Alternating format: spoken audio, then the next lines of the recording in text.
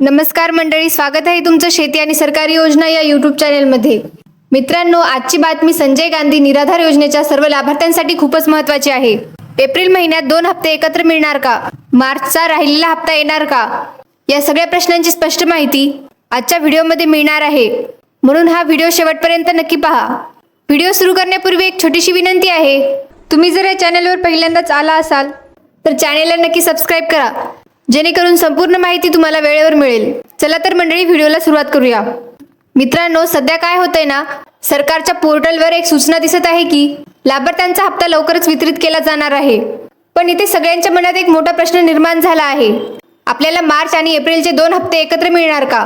कारण काय झालं, मार्च महिन्यात अनेक लोकांना पैसे आलेच नाहीत, काही ठिकाणी ट्रान्झॅक्शन फेल्ड असा प्रॉब्लेम आला, म्हणून आता ज्यांना मार्चचा हप्ता मिळाला नाही ते सगळे विचारत आहेत की आता एप्रिल सोबत मार्चचे पैसे एकत्र येतील का? म्हणूनच आजचा हा व्हिडिओ त्या सर्व लोकांसाठी खूपच महत्त्वाचा आहे आणि ही माहिती खास करून खालील लाभार्थ्यांसाठी आहे, जसे की आपले दिव्यांग बांधव, विधवा महिला भगिनी, वृद्धापकाळ योजनेचे लाभार्थी आणि श्रावणबाळ योजनेचे लाभार्थी। म्हणजे संजय गांधी निराधार योजनेखाली जे कोणी पैसे घेत आहेत त्या सर्वांसाठी ही अपडेट खूपच महत्त्वाची आहे। मित्रांनो, आता आपण सगळ्यात महत्त्वाचा मुद्दा समजून घेऊया, हे 2 हप्ते नेमके कोणते आहेत? तर खूप सोप्या भाषेत सांगायचं झालं तर एक आहे एप्रिल महिन्याचा हप्ता आणि दुसरा आहे मार्च महिन्याचा राहिलेला हप्ता। आता इथे काय झालं होतं, मार्च महिन्यात अनेक लाभार्थ्यांना पैसे आलेच नाहीत, काही लोकांच्या खात्यात पैसे यायला हवे होते पण आले नाहीत।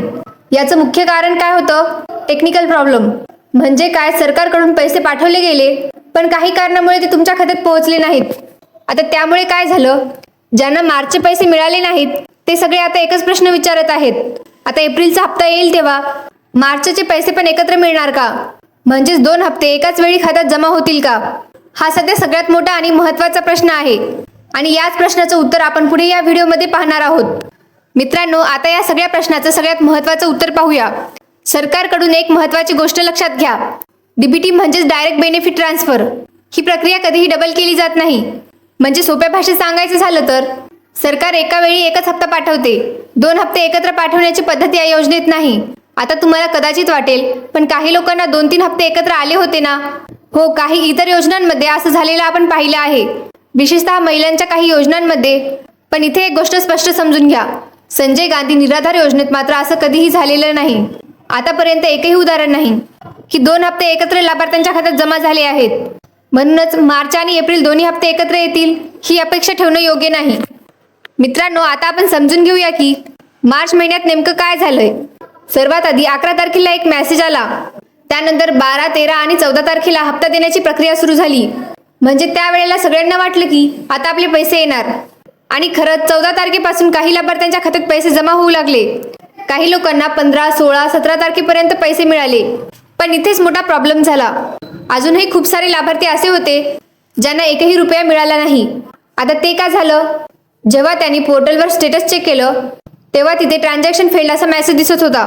म्हणजे काय, पैसे पाठवण्याचा प्रयत्न झाला पण काही टेक्निकल प्रॉब्लेममुळे ते तुमच्या खात्यात आले नाहीत आणि याला सरकारकडून टेक्निकल इश्यू असं सांगितलं गेलं। म्हणूनच मार्च महिन्यात काहींना पैसे मिळाले तर काहींना अजूनही मिळाले नाहीत। मित्रांनो, आता इथे सगळ्यात मोठा गोंधळ निर्माण झाला आहे, कारण आधी अशी माहिती सांगितली गेली होती की 24 ते 31 मार्च दरम्यान ज्यांचे पैसे राहिले आहेत त्यांना तो हप्ता मिळेल।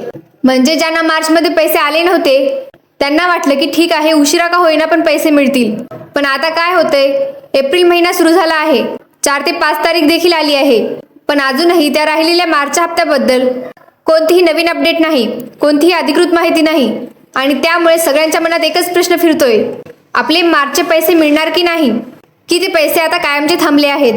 म्हणजेच लाभार्थ्यांमध्ये पूर्णपणे कन्फ्युजन तयार झालं आहे। मित्रांनो, ट्रान्झॅक्शन फेल म्हणजे सरकारकडून पैसे पाठवले गेले होते पण काही टेक्निकल कारणामुळे ते तुमच्या खात्यात जमा झाले नाहीत। म्हणजे तुमची चुकी नाही, ही पूर्णपणे सिस्टीमची समस्या आहे। हा प्रॉब्लेम सर्वांना नाही आला, पण बऱ्याच लाभार्थ्यांना विशेषतः मार्च महिन्यात आला। काहींना पैसे मिळाले तर काहींना अजूनही मिळाले नाहीत, त्यामुळे कन्फ्युजन जास्त वाढलं आहे।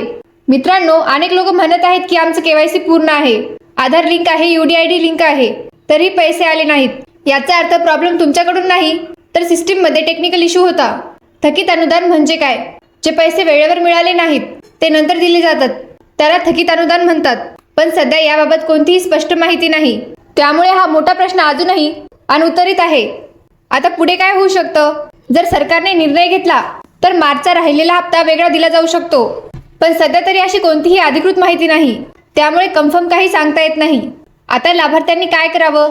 घाबरून जाण्याची गरज नाही. आपले डॉक्युमेंट्स, KYC, आधार लिंक सर्व तपासा आणि पुढील अपडेटची वाट पहा.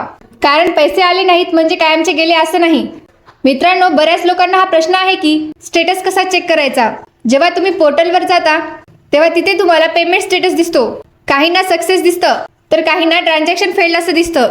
ज्यांना फेल्ड असं दिसत आहे त्यांचे पैसे अजूनही आलेले नाहीत, त्यामुळे स्टेटस चेक करणं खूप महत्त्वाचं आहे. मित्रांनो, सध्या एक मोठी अफवा पसरत आहे की मार्च आणि एप्रिलचे पैसे एकत्र येणार आहेत, पण ही गोष्ट पूर्णपणे खरी नाही. कारण या योजनेत 2 हप्ते एकत्र देण्याची पद्धत नाही. त्यामुळे अशा अफवांवर विश्वास ठेवू नका आणि फक्त अधिकृत अपडेटवरच विश्वास ठेवा.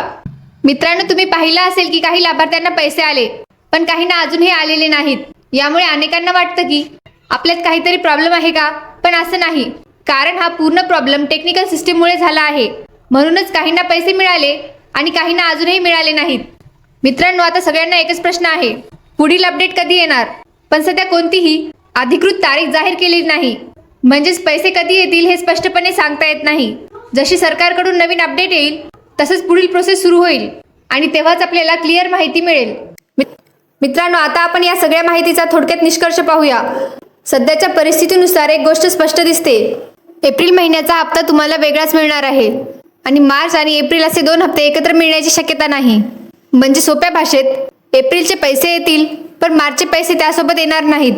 आता ज्यांना मार्च महिन्यात पैसे मिळाले नाहीत त्या लाभार्थ्यांसाठी अजूनही स्पष्ट माहिती समोर आलेली नाही. त्यांचे पैसे कधी येणार की नाही याबद्दल अजून काहीही निश्चित सांगितले गेले नाही.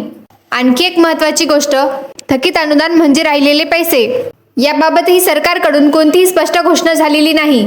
म्हणूनच सध्या तरी लाभार्थ्यांना एप्रिलच्या हप्त्याचीच वाट पाहावी लागणार आहे. मित्रांनो, तर सध्या परिस्थिती अशी आहे की ज्यांना मार्च महिन्यात हप्ता मिळाला नाही त्यांना थोडं अजून वेट करावं लागणार आहे. कारण आतापर्यंत त्या पैशांबद्दल कोणतीही स्पष्ट माहिती आलेली नाही. म्हणून पुढील जे काही अपडेट येतील ते आपल्यासाठीच महत्त्वाचे असणार आहेत. आणि काळजी करू नका, जशी काही अधिकृत माहिती येईल किंवा सरकारकडून कोणताही नवीन निर्णय घेतला जाईल ती माहिती सर्वात आधी तुम्हाला आपल्या शेती आणि सरकारी योजना या यूट्यूब चॅनलवर नक्की मिळेल. म्हणून या चॅनलसोबत जोडलेले राहा. मित्रांनो, ही माहिती तुम्हाला उपयुक्त वाटली असेल तर व्हिडिओला एक लाईक नक्की करा आणि जास्तीत जास्त लोकांपर्यंत शेअर करा. कारण अशी माहिती प्रत्येक लाभार्थ्यांपर्यंत पोहोचणं खूप गरजेचं आहे. आणि अशा सरकारी योजना, शेती अपडेट आणि महत्त्वाच्या बातम्या रोज सर्वात आधी पाहण्यासाठी आपल्या शेती आणि सरकारी योजना या यूट्यूब चॅनलला आता सबस्क्राईब करा. आणि एक महत्त्वाची गोष्ट, तुम्हाला रोज मोबाईलवर अपडेट हवे असतील तर आपल्या व्हॉट्सअप ग्रुपमध्ये नक्की जॉईन व्हा. व्हॉट्सअप ग्रुपची लिंक डिस्क्रिप्शनमध्ये दिलेली आहे. त्या लिंकवर क्लिक करा आणि लगेच ग्रुपमध्ये जॉईन व्हा. तर पुन्हा भेटूया नवीन अशाच व्हिडिओमध्ये. धन्यवाद. जय हिंद, जय महाराष्ट्र.